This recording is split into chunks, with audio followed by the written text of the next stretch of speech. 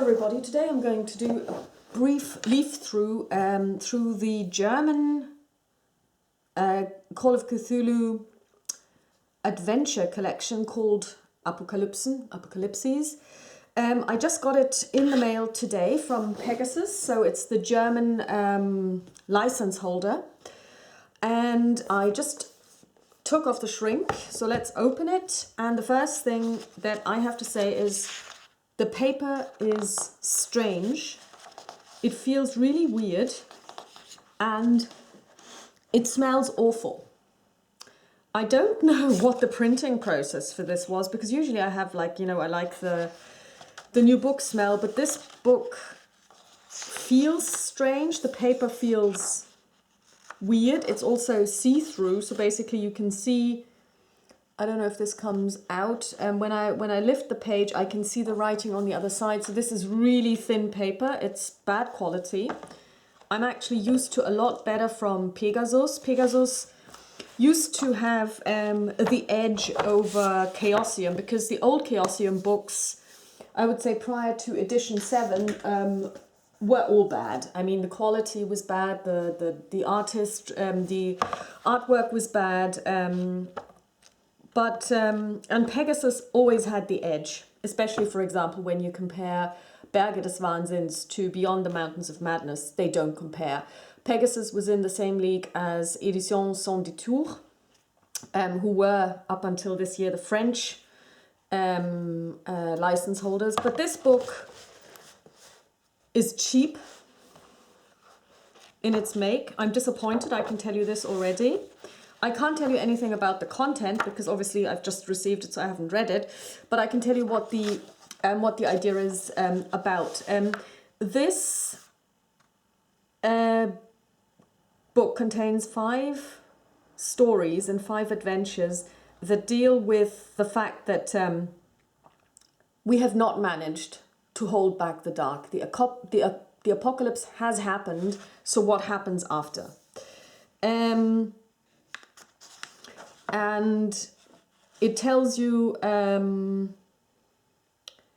how to create characters that would suit an apocalyptic or post-apocalyptic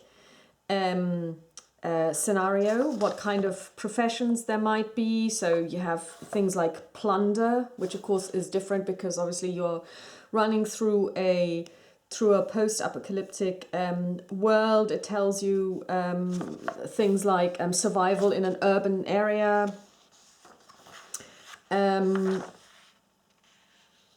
It gives you a couple of things about, what kind of problems you could run into. So, for example, there might be issues with getting water.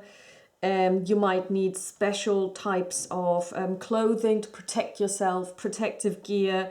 For example, you could still use maps, because even after an apocalypse, unless it's been a terraforming event or a terra-changing event, maps would still probably work. It could be, however, that your compass won't work because there might be some electromagnetic fields that have been introduced with the apocalypse, depending on what the apocalypse was like, that might, send them out of whack. You would definitely, depending on your time, let's say it's 2015 or 2019, the apocalypse happens tomorrow, you can expect that there is no telecommunication anymore. So quite different for, let's say, if you had been playing something like Cthulhu Dark Ages, where there were no phones. For us, if you took away our possibility of long distance and telecommunications, we would be in a very, very bad way. Whereas somebody playing in the Middle Ages or even Roman Age Cthulhu, they don't have telecommunication, they have posts. They have postal systems, which could still work because they use messengers. So what does that mean? How do you actually move? You might not have any way of using means of transportation like steam engines, etc. If the people who know how to run them are dead, or if you need certain types of fuel and you can't generate them yourselves. So they basically say there will be things like maybe rowing, sailing, etc. If you were to use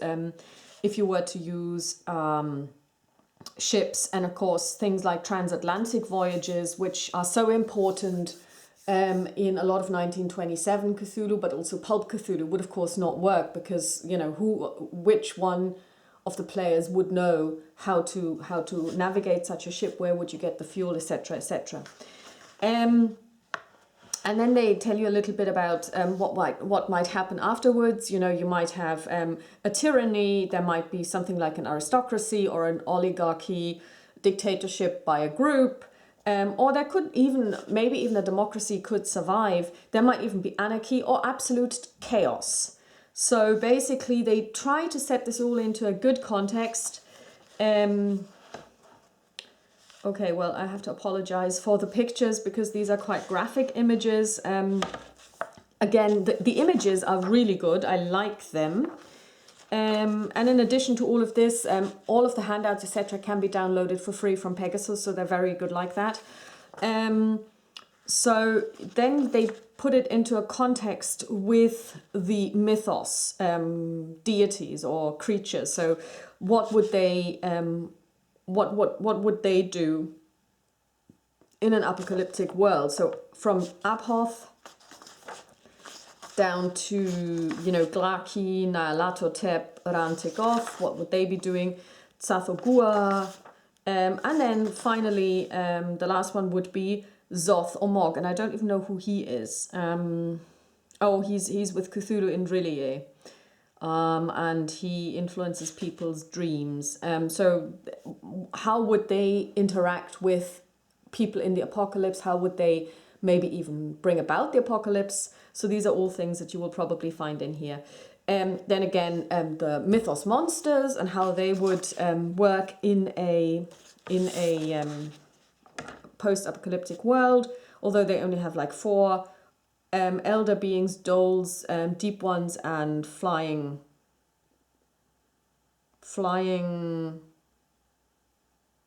squids, whatever they are.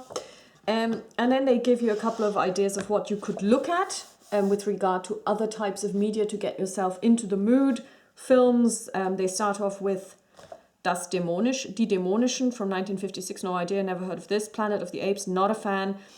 Tribute von Panem, I think that's this weird one with the girl and the guy and blah. I don't know what this one is called in English, but it's one of the ones for teenies. So I'm just too old for that. The Walking Dead, Day of the Triffids, which is a really, really good book by John Wyndham, which everyone should have read. And then, of course, they segue right into the into the stories. So the first one is called Cold Light by Marcel Dürer or Dürer, and it basically tells you in this little box. It gives you a rundown of what is important about this. So this one is survival in an Arctic cold area.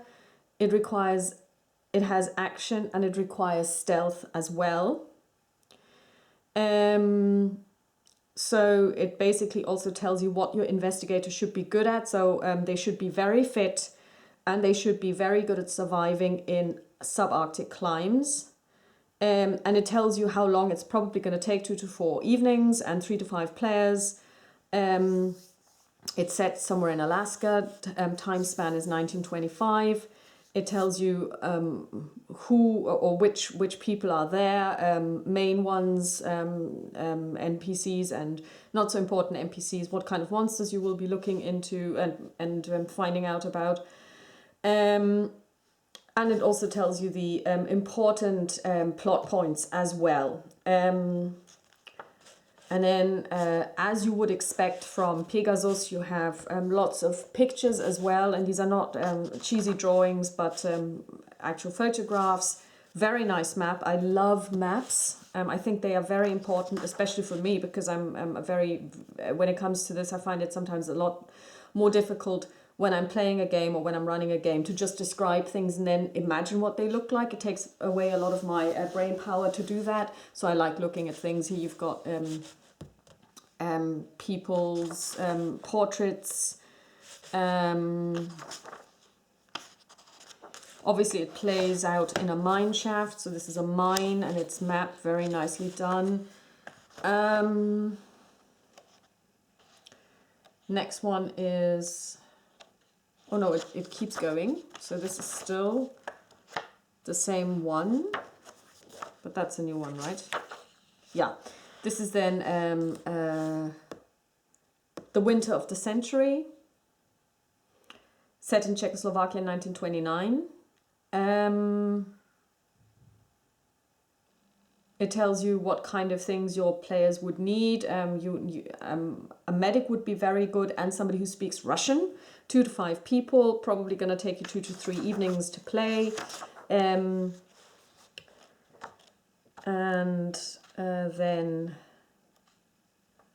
we've got Das Möbiusband, 4 people, 3 to 5 evenings, 1924 and 1925 in New York. No special requirements. And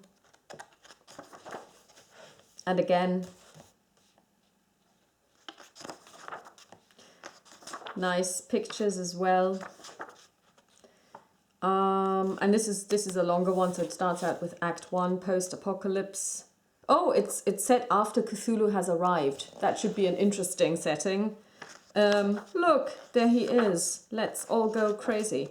So these people obviously didn't see him or managed not to go crazy, which is quite a difficult thing to pull off. And then we've got Oneironauten. So that is obviously derived from the Greek word oneiros, which is dream. And the type is investigative epic travel. 2 to 4 players. Oh, that's interesting. You could actually play this with only 2 people. That could be very cozy. Yeah. Because I sometimes find that it's very, very horrific if there's only very, very few people. So it's set in June 1926. It will last 3 to 4 evenings, and one of the investigators needs to have a child in their close environment because the child gets robbed, abducted, or vanishes. And it's going to be set in wherever they live, in the dreamlands, on an ocean steamer, and Peru. That one looks very interesting. And of course, that's one that's also time boxed because it tells you how the dream time is spreading. It starts on the 9th of June in Peru because Tello travels to Chavin, whoever Tello is. Well, I guess we would have to read it for that. That sounds really interesting. So I am looking forward to reading these. I would love to see if I could run them. But again, it's one of those things where you really have to have committed players. Because if you play with 2 people and then one of them doesn't make the second session, you have to stop playing. So it's one of the ones where you really want to have a good round. And what I find with Call of Cthulhu, you have to have people who stay in character, because otherwise any form of trying to create an atmosphere will probably not work out. So essentially all of this is available for $19.95. Like I said, the book itself is very poor quality. I mean, the paper is terrible. I don't know what they were thinking, and it smells terrible. I don't know what kind of printing process they've been using, but it's not good. So Pegasus, that's definitely 1 star out of a 5-star rating, and that I would take off for this because the quality of the actual product, the physical product, is not good. It would be like me printing it off myself and then having it bound, and that would have been fine as well. I can't really tell you much about the contents. What I will say is that the idea of playing Cthulhu in a post-apocalyptic world is very, very interesting to me, without it turning it into something like, I don't know, some Blade Runner type game. Blade Runner technically isn't post-apocalyptic, but it's dystopian. So this is kind of different as well. I think what I would have wanted to see would have been something more like Terra Cthulhiana, where they actually tied in with real life events, where they, you know, basically have, like, let's say, almost an apocalyptic things have happened in the world, and then tied it in, but they've chosen to go down the route of an actual apocalypse happening and then tying in the adventures, which is fine too. I like the image, although the image has nothing to do with any of the stories, I believe, because none of them is really Christian inspired, which it doesn't have to be. So I'm really looking forward to this, and if I ever get to play one of these, I will let you know how it went, and I'll talk to you soon. Bye bye.